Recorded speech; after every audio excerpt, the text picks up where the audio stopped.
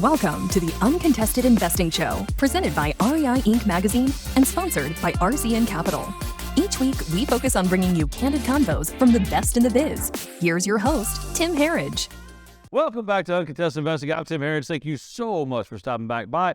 Today, I'm here with Paul Wakim. Paul, thank you for coming in. Thanks for having me, Tim. I'm happy to be here. So I'm going to jump straight to private conversations with you. Let's do it. You live in Airbnbs. I sure do. And you don't own the Airbnb. That's right. You just travel the country nomadically. Yep. Please tell us about yourself and about that lifestyle. Yeah. So my wife and I graduated college in 2016. I'm 29. Immediately out of college, I got into real estate photography. That's how I cut my teeth in the industry. It's how I got into everything that I'm into now. It's how I got into investing. All things real estate started with real estate photography after my wife bought me a drone. She was my girlfriend at the time, bought me a drone for my graduation present. So we built this photography company, got around to COVID. We can go back to all the technology and real estate investing stuff, but the way we ended up in Airbnbs was we built this real estate photography company. It was paying the bills. Shannon, my wife, was not having any face-to-face communication with any of our clients because it was COVID. And we said, we have no reason to be in Pittsburgh, Pennsylvania, where we're from. Well, no one really does. That's right. No, I'm just You're right. You're not wrong. You're not wrong.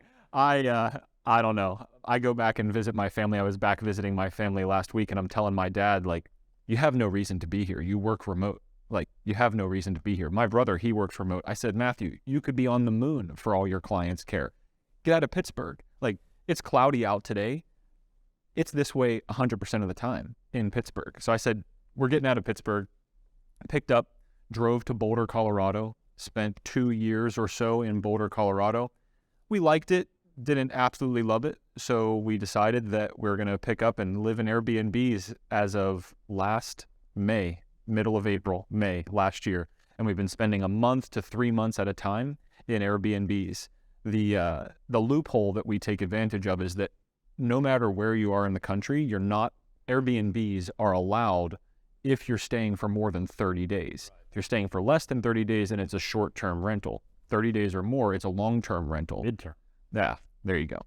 So we have found Airbnbs in places like Bozeman, Montana, Bellingham, Washington, Bend, Oregon. We're in Moab, Utah right now, middle of nowhere. And we love it. Running the company's totally remote. So you still have the real estate photography company. The other company is? TwnSqr. And what is TwnSqr? So TwnSqr is an off-market property marketplace that my co-founder and I started as something totally different back in 2019, right before we picked up and left and went to Boulder. Mitch, my co-founder, actually came with us. He and his girlfriend at the time, wife now, came to Boulder with us. So we built TwnSqr originally as an algorithm to predict who was going to sell their house next. Some people in the real estate investing industry might be familiar with Audantic. Audantic does a whole lot better job at predicting who's going to sell their house than I or my co-founder ever could. So we were going to predict who was going to sell for Pittsburgh, Pennsylvania. That didn't work out all that well when COVID hit because all the data that we were making predictions on got screwed up. So we pivoted a bunch of times, then landed where we are today, which is an off-market property marketplace, primarily for wholesalers and real estate investors to quickly disposition their properties and get them sold.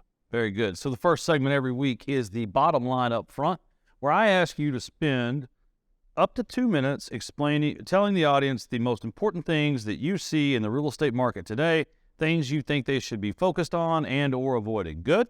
Yep. Go.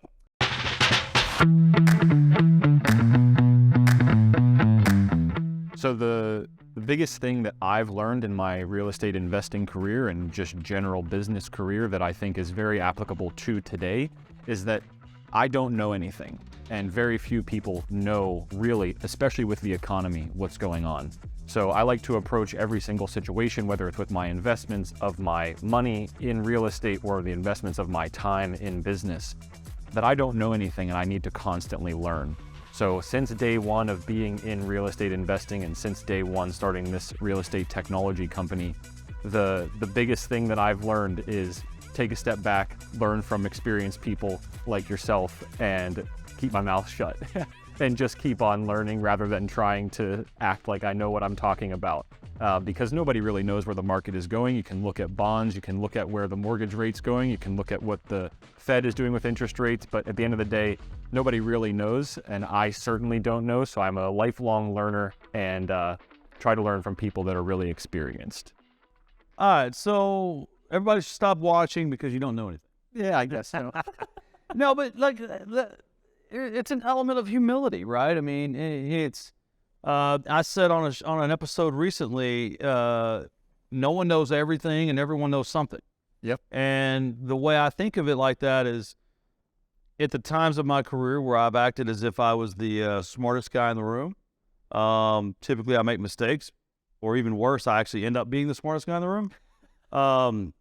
Because anytime you're there, you're not focused on growing. You're not actually learning from someone else. You're actually, you should only be teaching at that point. So I hear you. So you wanted to make an algorithm, and now you made an off-market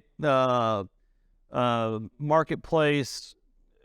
Why technology? What's your back? How'd you get into? I mean, clearly you want to be in technology. Yep. So when I graduated from the University of Pittsburgh, I have a degree. I have a half degree, almost a degree in biology, and I do have a degree in economics. I didn't do too great in college, but whenever I graduated, I dove headfirst into real estate, bought and sold a bunch of properties, did a bunch of wholesale and wholetail transactions, did some creative financing transactions, and then I realized I had this aha moment that probably isn't all that obvious, but I had this aha moment that if there's no seller, there's no real estate. If there's no one selling a property, there's no real estate. So all of my real estate agent clients that were paying me for photography, all of the properties that I was trying to purchase, everything pointed back to a seller. So if I could predict who was going to sell their property next, all these different things around me were going to hopefully work out. So I woke up every morning for 6 months at 3 a.m. and worked with a coach that was over in London at the time to learn how to code in Python. And it really opened my eyes to the world of what's possible with technology. You know, at the time I was like, okay, a drone is cool. There's some really interesting stuff going on there, but I didn't really grasp what it meant to have technology under your control. And coding taught me that, and it really opened up a lot of doors for me to talk intelligently, at least as intelligently as I possibly can, with people in the tech space. So yeah, in 2017, 2018, I taught myself how to code, which got me into the world of making this algorithm. It actually led me down the path to do 3 projects that are some of my proudest achievements in real estate investing. One was a ground-up development of 4 really high-end townhomes in Pittsburgh. The other 2 were properties that are just crazy 2-year-long stories of purchasing properties from a guy in Qatar and then purchasing a property for $1 and then selling it to my landlord the next week. So it led me down a really interesting path to expand my knowledge of things that I had never had any experience with, i.e. technology, coding, but it also really opened up my eyes to the world of real estate investing and how what I know now is that there's so few really good services technology-wise for real estate investors. Everybody's trying to innovate in the on-market space, but what I've learned over the past couple of years of doing this is that the place for real innovation is in the off-market world, and that's what we're trying to do. So long answer to your short question, but yeah, technology has taken me deeper down the path of real estate investing. Well, this show's about you, so you can keep your answers as long as you would like. These people get to listen to me every week. So one of the things I've said for a while when I'm talking to someone is the single largest common denominator in real estate investment transactions is real estate. And like, you just can't have a transaction without real estate. You can actually without a seller if you foreclose on it, but like, you can't without the actual real estate. Like, it's got, there has to be something that we're investing in. So I love the ideology on that, but let's skip. So economics and biology, technology, photography, real estate. How did that happen? Yep. So whenever I was growing up, my grandparents were the top real estate agent and one of the top developers in Palm Beach, Florida. Crazy houses down there. Some of the houses that my grandfather renovated are now on the market for like $80 and $100 million. Just craziness. Should have kept those. I know, right? So seeing them have success in real estate just always left an impression on me. And then through high school and a little bit of middle school, but through high school and college, I stayed in touch with, everybody knows Rich Dad, Poor Dad. My rich dad was my best friend's dad, and he showed me the ropes on his couple hundred units of rental properties in Pittsburgh. So I always had this impression in me that real estate was something I was going to do. And I guess I didn't do too great in school, in college. So I guess whenever I got out, it was like the impression really came out as something that I actually should focus on. Well, we're going to take a quick break. And when we come back, I really want to dive into TwnSqr and your exposure to the market and kind of really share what people are thinking. So stick around. We'll be right back. Are you looking for fast funding for your next fix and flip? What about leverage for your next long-term rental or vacation rental? Need capital for a new construction project? Look no further. RCN Capital has you covered. As the leading nationwide lender for real estate investors, RCN Capital offers short-term and long-term financing solutions for your next investment property. RCN Capital takes a common-sense approach to your loan request, offering high leverages and low rates backed by superior customer service. Whether you're investing in single-family properties or multifamily properties across the U.S., RCN Capital has funding options for you with no hoops to jump through and quick closings in as little as 2 weeks. Ready to get a quote for your next investment property? Visit rcncapital.com/podcast to apply today. There is no fee to apply. Again, that's rcncapital.com/podcast to apply today. Welcome back to Uncontested Investing. I'm Tim Harridge. I'm still here with Paul. And Paul, I got to ask, in biology, economy, photography, development, algorithms, off-market wholesale real estate.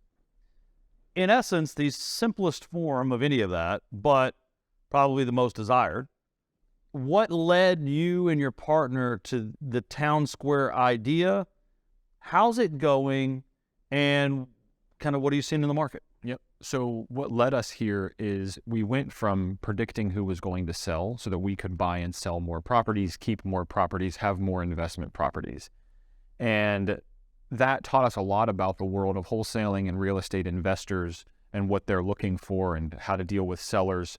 But then we pivoted out of that space into building technology. Because of COVID, we pivoted out of that space into building technology for retail sellers and the on-market world. I loved the business model. It didn't work out for us. Funny enough, some guy just raised $25 million on the idea. He has a site that says coming soon. So probably a good thing because we wouldn't have been able to compete with somebody raising $25 million on the idea.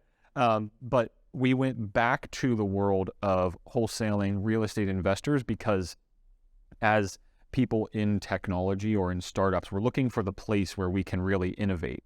And what we learned in the world of retail real estate technology is that there's really no room for innovation because the National Association of Realtors has realized that they control all the data. That's the thing. That's the key. They control all the data. And what is technology built on? Data, right? What is technology built to capture? Data. So if you can't build technology efficiently, HomeLight and Zillow and guys like that, they've done pretty good, but they play really, really nice with the National Association of Realtors. So we decided to go back to the world of off-market real estate and go and work with the cowboys, the wholesalers, and the real estate investors who buy and sell transactions a lot because there's a lot of data and there's very few regulations and a lot of room for improvement and a lot of room for innovation. So that's why we are where we are today.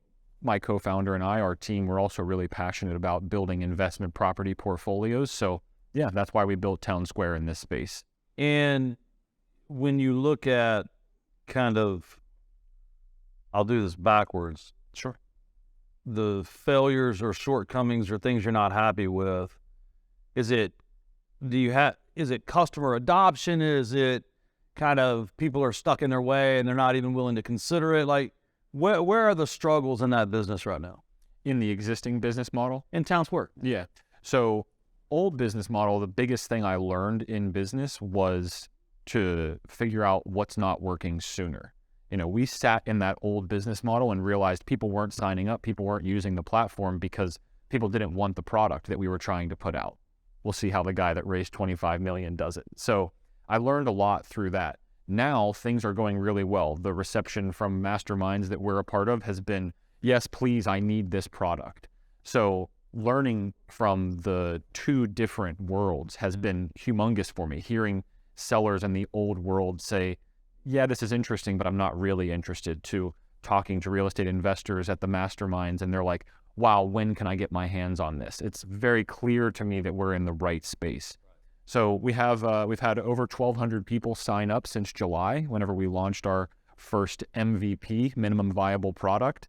And then depending on when this comes out, you will be the first person I talk to about the brand new relaunch that we're doing. So July through October, we gathered a bunch of feedback on the MVP.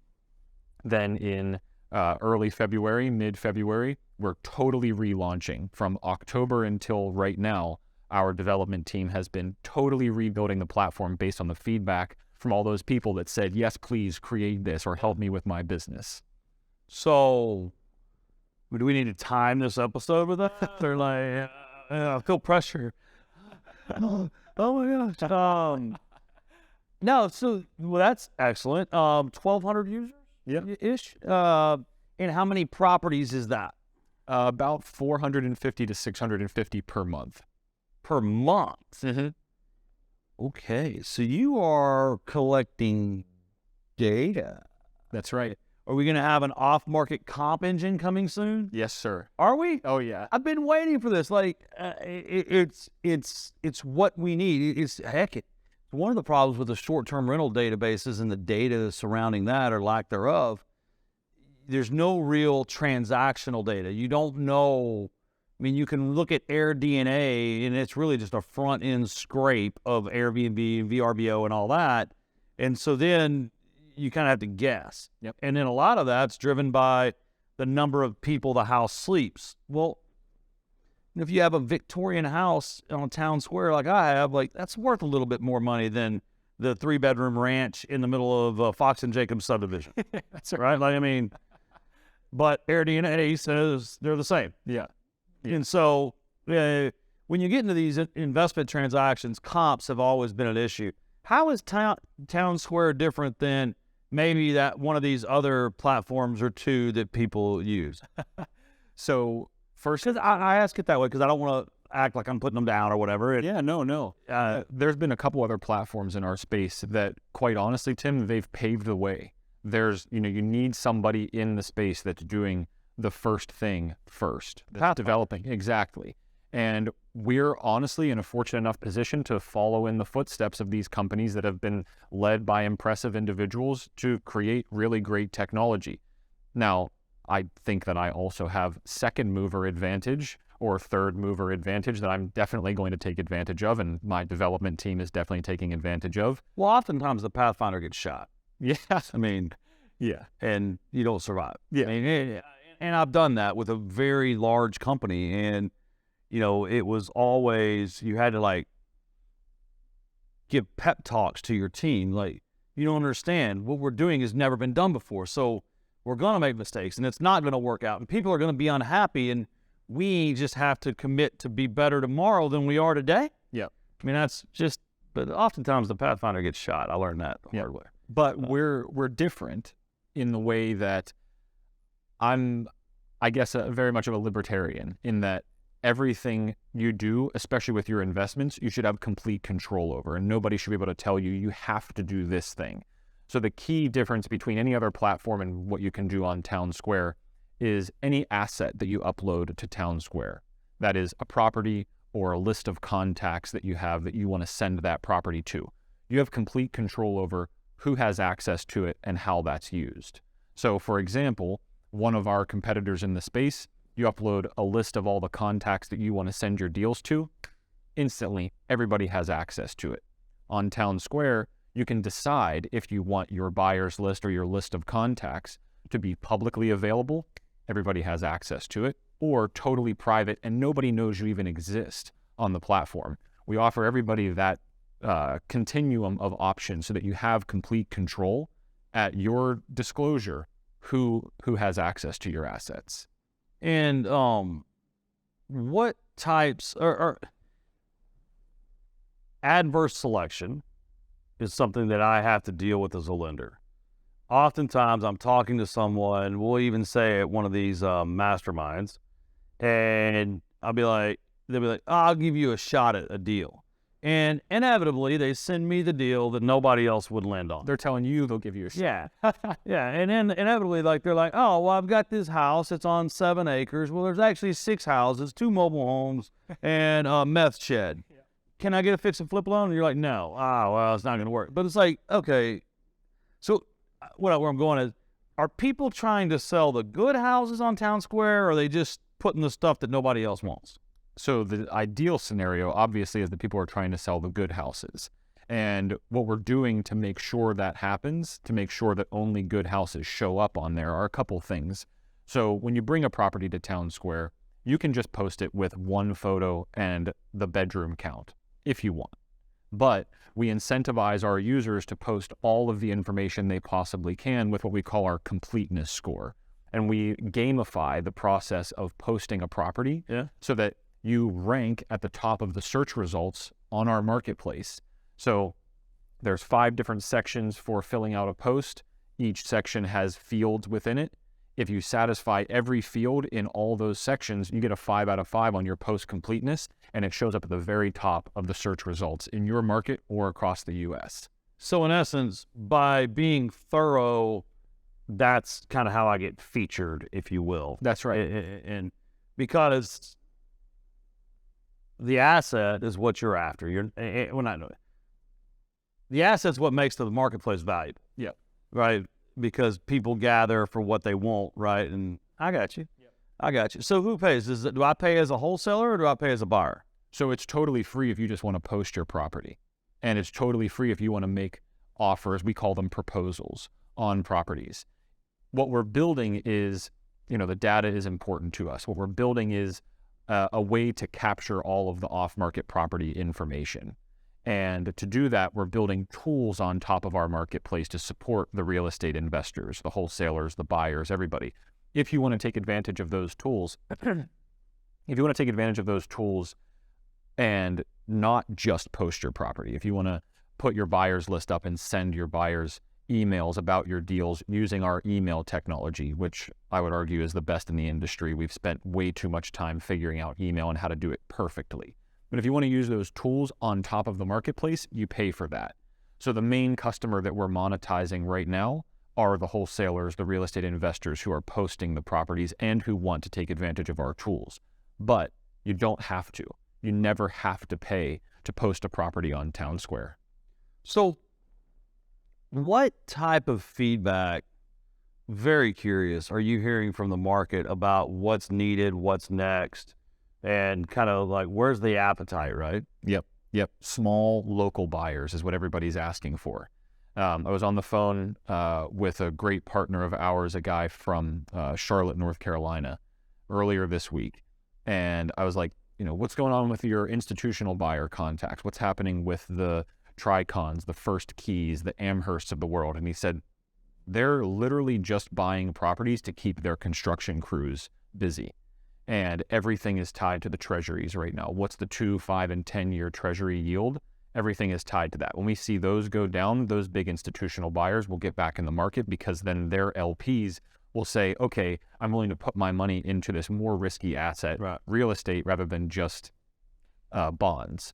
So what we're hearing from everybody, the feedback that we've received really for the past 3-4 months is we need more local buyers to come on the platform, because the mom and pop flipper or the guy that's looking for a rental property or an Airbnb, I mean, I'm sure you guys see this in RCN, those guys are still in the market, whereas the institutional buyers are kind of on the sidelines. The flippers maybe not so much, but the guys getting the DSCR loans or the short-term rental loans, they're still in the market. So that's the feedback we've received is, hey, we know the institutions are on the sidelines, but please bring us more local buyers. So we have a whole bunch of processes built out that we're going to start pulling triggers on to make that happen. Very good. All right, so we're going to take another break, and then we're going to come back and do the Money Minute and some rapid fire. Sounds good. Stick around. We'll be right back. REI Inc. is a monthly business publication for real estate investors, covering all types of real estate investments and strategies. It is the most comprehensive real estate investment publication on the market. All of the articles are written by the top leaders in the industry, so investors are assured of always getting the best information possible. Each month, REI Inc. also profiles the top companies in the industry and provides insights and data into key regional markets. Along with their sister platforms, the REI Referral Network and Highest Invest, real estate investors have exclusive access to off-market investment opportunities and national acquisition and disposition initiatives. To learn more, visit www.rei-inc.com, where you can also access the REI Referral Network. Also, be sure and visit www.highest-and-best.com to view the latest exclusive off-market assets with near immediate acceptance decisions and closing strategies. You can also email marketing@rei-referralnetwork.com to request more information. Welcome back to Uncontested Investing. I'm Tim Harridge. I'm still here with Paul. Paul, it's time for the Money Minute. Imagine there's an entrepreneur out there that he remembered this segment. Imagine there's an entrepreneur out there that's only going to get 60 seconds of advice all month. It can be the young Paul. It can be the old Paul. It can be the investors out there, that are struggling, the ones that are killing it. You can talk to whoever you want, but you got to take 60 seconds, the best stuff you have. It's the only advice they get all month. You ready? Yep. Go.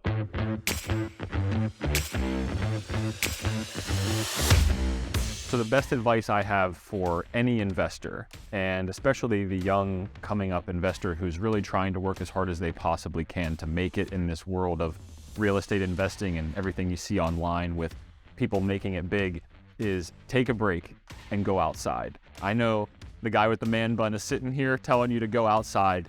I can't stress it enough. One of the biggest things that has had an impact on the success of my businesses and on the success of my investing, both my money and my time, has been spending time with my family and friends and the people that I care about outside for at least 15 to 30 minutes a day. That's it. You're not saying go camp for a week and then you're going to come back and have some business revelation, but there is hardcore science behind going outside, spending time outside, away from your computer, away from your phone.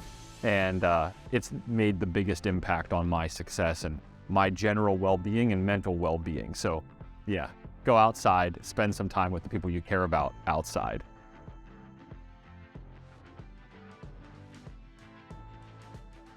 So that's excellent advice. I'm someone, I've been traveling a lot the last year or two. Had breakfast with my son this morning. He wanted to know kind of my favorite city of this year and my favorite restaurant, because you've seen me, I buy a lot of food. And I get my best work done on the plane. I don't connect to Wi-Fi. I sit in the same seat every time.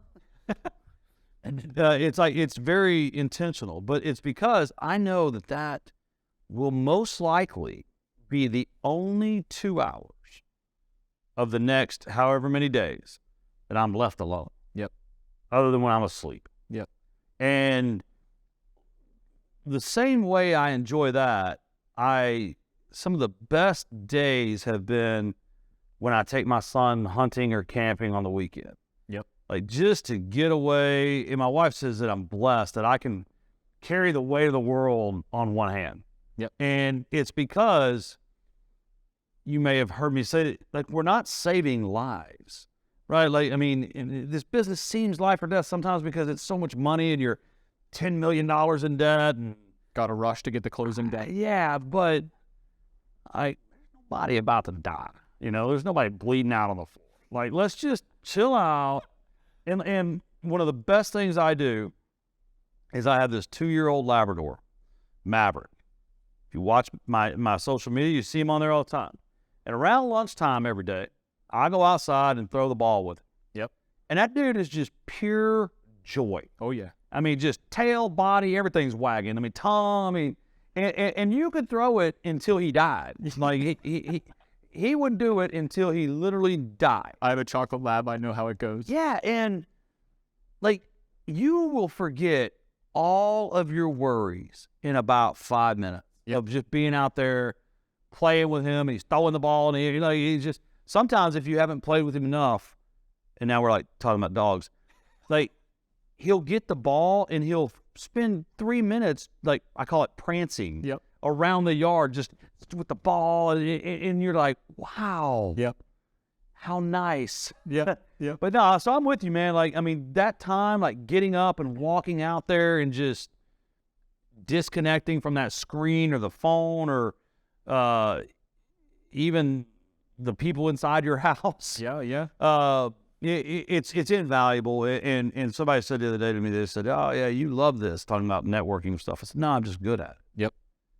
I mean, if you let me pick, I'd be in the woods by myself. 100%. Right. But I like money too. Yep. And I'm good at networking. So Supporting your family. yeah, I mean, buying ranches and trucks and stuff like that makes me happy too. That's right. No, that was great advice. So I'm going with some rapid fire. Cool. What's the biggest objection you get about TwnSqr from investors? When you're talking to an investor, like, you should sell your houses, what's the biggest objection you get? An investor who's going to put their property on the platform. To this date, the biggest pushback we've received is, why can't I access other people's buyers lists? So that's coming. Oh, why can't I access other people's? Yeah. So, because if they say they can share it, right now there's no way to access it. That's right. Right now, the only thing you have the ability to do is send your deal to your buyers lists. Got it. And the only thing you have the ability to do is JV or do a partnership with other users to access their buyers lists. There's no public access where I can come to you and say, Tim, it looks like your buyers list is public. My buyers list is public. Let's exchange. I'm going to send to yours. You're going to send to mine. That doesn't exist until the next couple of weeks whenever we release it. So that's been the biggest pushback, is like, it's odd. It's not something I suspected. It's probably one of the biggest things I've learned in this disposition space, is that you would think, I know it's supposed to be rapid fire, sorry. It's fine. You would think that, people say, my buyer's list, I've spent the last 15, 20 years building it, and nobody should have access to it. You would think that's the case, but it's not. There are a couple companies out there right now that are proving that idea wrong, that buyers are not really a commodity that people want to try to monetize. I mean, some people do. Some people want to do JVs, but holding the buyer's list close to your chest and not giving it up to anybody, I think those days are gone, because there's so much data available. But as a buyer, as someone whose email and email list is repetitively sold and given to other people, yep, I find it very annoying. Yep. So how do you combat that? Yeah, so we think about our customers. There's two customers at TwnSqr. First and foremost is the seller, the wholesaler, the real estate investor who's bringing the property to the platform. And a close second, if not as important, is the buyer. So a couple things that we'll be coming out with. Again, this is the first show I'm talking about this on. So I'm excited to tell you about it. This episode will air probably the first week of March, so awesome. It'll most likely already be out. So you can talk as if it's there. Awesome. Okay, cool. So with TwnSqr, our buyer clients are arguably our most important. And you will not receive an email from somebody, if you're on a public buyers list on TwnSqr, you will not receive an email from a user unless you've gone through a 3-step check process to make sure that that deal is legitimate and that it's a good deal, and then it has enough information for you to even be concerned with opening your email. If I've been through it or the property's been through it. So the property has to pass a 3-part checklist in order for it to be sent to somebody who's on a public buyers list, so that you don't just receive 25, 30, 50 emails a day of just garbage deals that nobody's ever going to consider. Become horrible. Yep. The other thing. And so my request is, let me request a digest if I would like a digest. Let me say, if you send me anything that's out of these 3 counties, I'm unsubscribing. Yep. Give me some more control over that, because I am very interested in deals. I look at a lot of the wholesale deals as almost market research. Yep. Right? Like what's going on in my area. But when I'm constantly barraged with deals in Houston, Texas, when I've never, well, not never, it's been 10 years since I've bought a house in Houston. Yep. And I have zero interest in buying a house in Houston, like, it makes me want to come to your house and slap you. Yep. Even though you don't have a house, you live in different house every month. Very, very hard to find a truck. Yeah. That's why we found the reason for the Airbnb thing. That's right. Running from the angry buyers. No, I'm just kidding. So, all right. So, to that point, though, I don't mean to interrupt you, Tim, but to that point, the buyer being an important customer, an important user to us, what we're building for you as a buyer, even if you're just doing market research, is the ability for you to quickly go into your user interface and say, hey, I don't want to receive emails about anything except for things in this area. Draw a little circle around it. 3-bed, 2-bath. Yeah, let's make that happen. That's part of the release? Oh, yeah. Oh, I love you. Yeah. So you've got a new release coming out. Is that something that the platform is going to get updated every 3 months, 6 months, 12 months, a year? What is the future kind of roadmap? Yeah. Yep. So we have a 18-month plus roadmap of features that our users have requested and features that we think are useful. This big release that we're doing right now has really been 4 months, really 8 months in the works, but 4 months in the development.